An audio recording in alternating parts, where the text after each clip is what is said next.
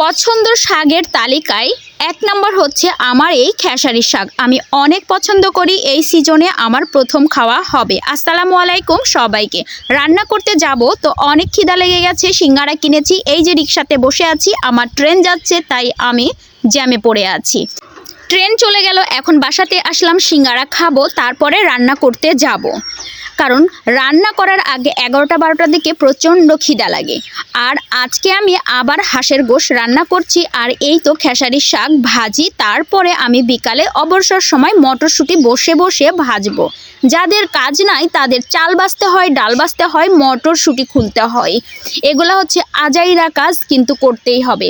তো এই তো আমি হাঁসের গোশত মানে রেগুলার মশলা দিয়েই বসিয়ে দিয়েছি, তার সাথে কয়েকটা আস্ত কাঁচামরিচ দিয়েছি। এই আস্ত কাঁচামরিচগুলো ভাতের সাথে ডলে খেতে কিন্তু অনেক ভালো লাগে।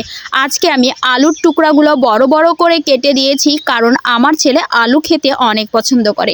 এই তো খেসারির শাকগুলো এখন আমি ধরে কুচি কুচি করে কাটবো। ওদিকে গোশের তরকারি হবে আর এদিকে শাকগুলো কুচি কুচি করে কেটে নেব।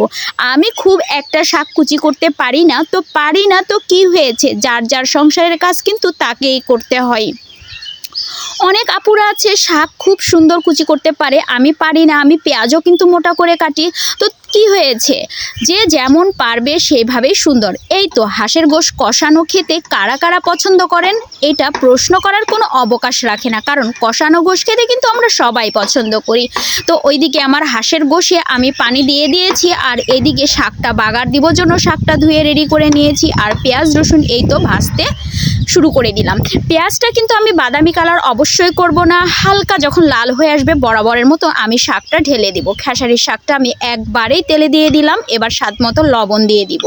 ঝপ করে ঢেলে দিয়েছি, আশপাশ দিয়ে একটু পড়ে গেছে, ওটা কোনো ব্যাপার না, কাজ করতে গেলে একটু এদিক ওদিক যাবে। কেউ যদি বলে যে কাজ করতে গেলে কাজে ভুল হয় না, নষ্ট হয় না, আসলে তারা কাজ করে না, মানুষের খুদ ধরে বেশি কাজ না করে। অনেক মানুষ আছে এরকম আমাদের প্রত্যেকের সংসারে। এই তো আমার শাকটা মোটামুটি হয়ে আসলো, এই পর্যায়ে একটু আমি আটা ছিটিয়ে দিলাম। আপনারা চাইলে আটা বা ময়দা ছিটিয়ে দিতে পারেন, আর কিছু একটা ছিটিয়ে দিতে পারেন, তাহলে হবে কি এই খেসারির শাক ভাজিটা অনেক সুন্দর মশজারাইট এবং সিল্কি হয়। না দিলে সেটা হয় না, একটু খসখসে ভাব এবং একটা আর একটার সাথে লেগে থাকে না, এরা এরা হয়ে থাকে। এই তো আমার ভাজিটা হয়ে গেছে, খুলে দেখিয়ে দিলাম। এইবার এই তো মটরশুঁটি বাছতে লেগে যাব। এই যে আজাইরা কাজ নাই তো বসে থাকে গাজর বাস কি সব, যাই হোক গ্রামের যে শিল্লকগুলা আছে মানে স্বাস্থ্যর, মানুষের এই কর্মক্ষেত্রের জন্য এই স্বাস্থ্যগুলা কিন্তু এসেছে। তো যাই হোক এই পর্যায়ে আমি আমার বন্ধুদের কাছ থেকে বিদায় নিয়ে নিচ্ছি। সবাই ভালো থাকবেন, আল্লাহ হাফেজ।